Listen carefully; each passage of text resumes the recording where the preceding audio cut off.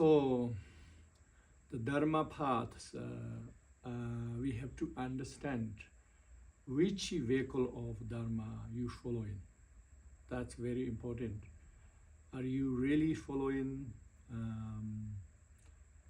the Hinayana Patimokshal path, or Mahayana Bodhisattva path, or Vajrayana path? So one way they all same fundamentals, same sharings and similar of the goals, but there is differences and different emphasis, different focus. If we confuse of that, then we not doing very well. So that's why the first important is have clarity, that make very clear.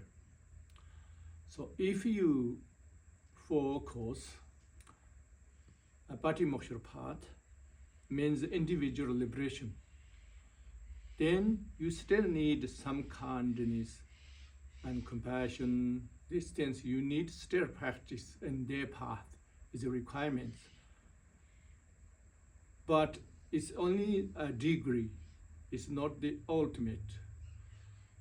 So, and also your relationships, like your teacher and the elders, the spiritual elders, you need respect, but it's steady degrees. It's like your boss, like your leader. You have to follow the rules like that. But it's not more than that. That's okay. As long as you respect your boss and you follow the rules like that.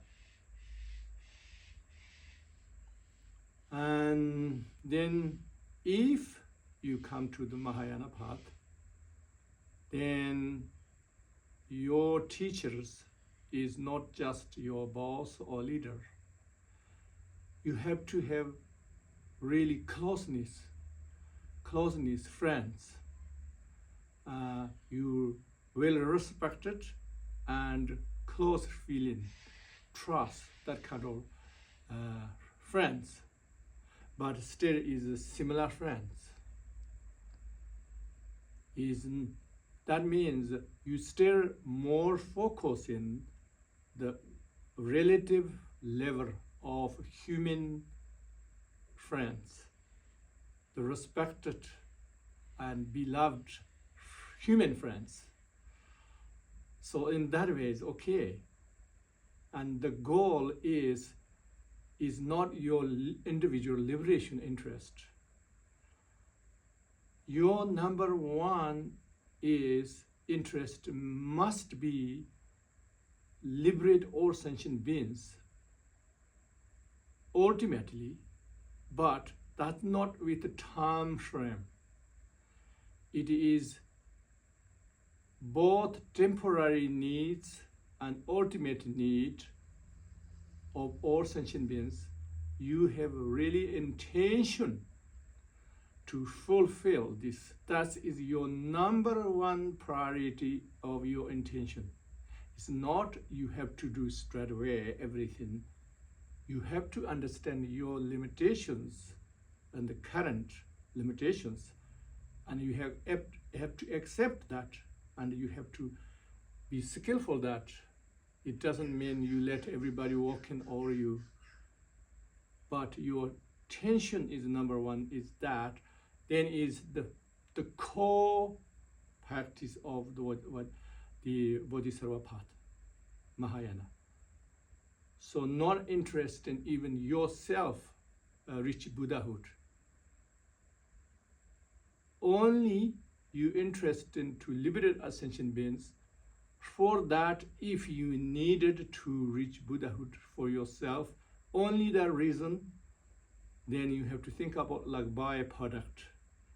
Your omniscient Buddhahood is only byproduct, not your number one intention. That is makes a huge difference than or individual liberation, the path. So you have to make that distinction. But the Mahayana Bodhisattva path and the Vajrayana, what does make differences? Bodhicitta doesn't make differences because both you require have bodhicitta to liberate all sentient beings. But what does make differences is Vajrayana based on ultimate truth, not based on a relative truth.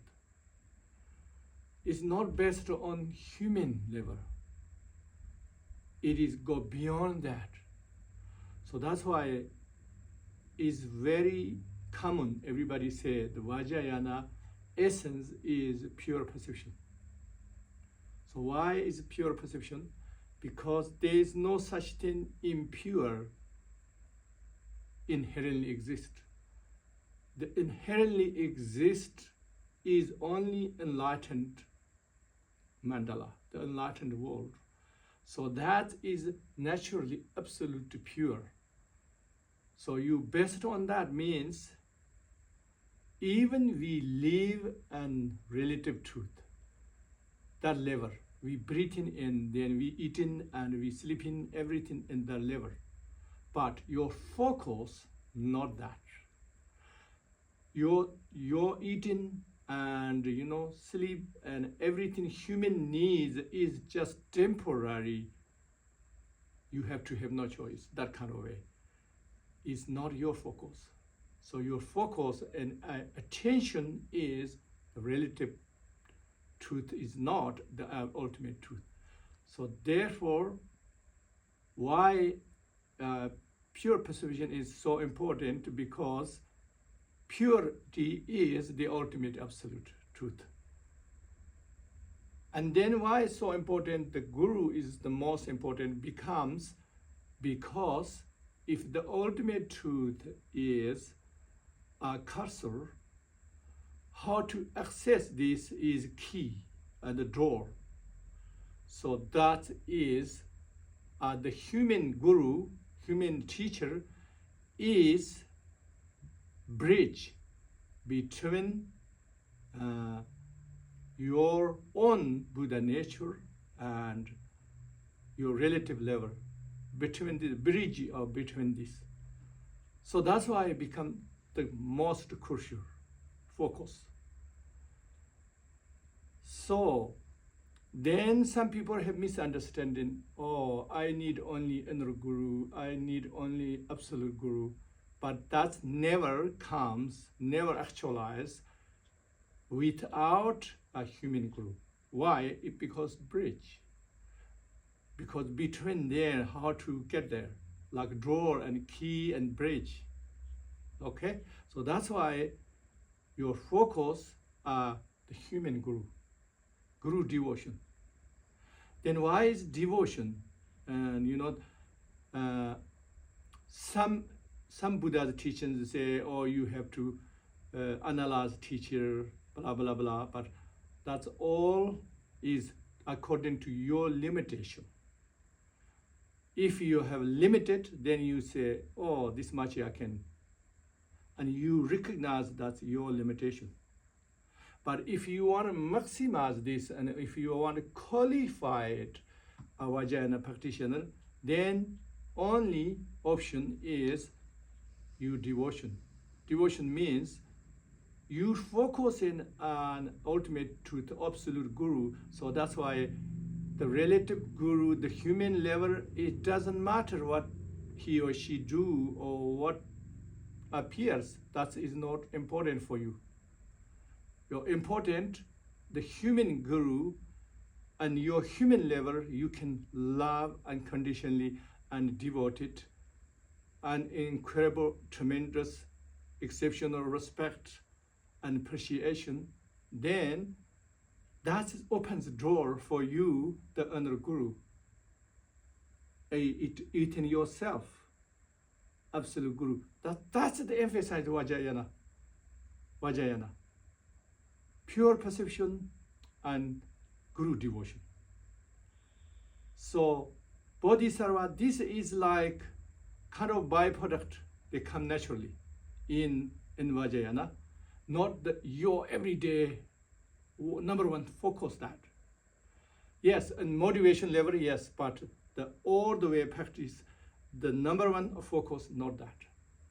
So if you understand in this, then you are qualified Vajrayana practitioner. Otherwise, you're limited. It doesn't mean you cannot start, but you have to recognize your limitations and then go slow steps. So if you have that one, then you don't need slow step. Just go, ready. Okay, that's enough maybe.